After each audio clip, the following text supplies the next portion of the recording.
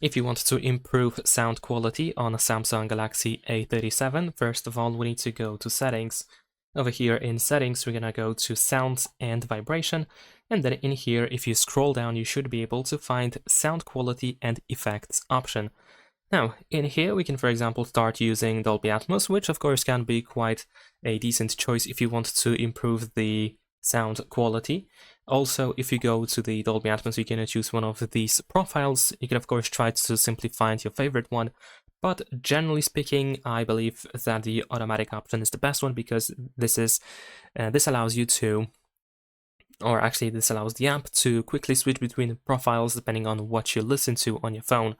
So if you are watching a movie, then of course a movie profile is going to be selected. If you listen to songs, then it's going to switch to music, and so on and so forth. Besides that, there is also a loudness normalization, which allows quiet parts of a song, let's say, to be louder.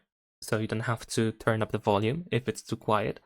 And then if there are any loud parts of a song, then they can be turned down in order to pretty much level the music completely. So you don't have to always switch between. You don't have to adjust the volume all the time. That's what I'm trying to say. And one of the, I think, most important settings that we have in here is the equalizer. And equalizer allows you to adjust the volume of different frequencies because, of course, audio, music, and everything that is related to sound uses different frequencies, and some frequencies can be louder, some of them can be turned down a little bit, and some people like to, for example, have more bass, so in that case you can use the bass boost option, the bass boost preset. Some people prefer to have like a clear voice, for example, or clear sound, or make it feel like it's a clear sound. So of course you can choose that option instead. So of course it's a matter of personal preference. So the best way to actually choose a preset for yourself is to start playing a song. You want to play a song, music in general, on your phone, and then while the music is being played, you want to simply go through these presets, and you can simply pick your favorite one.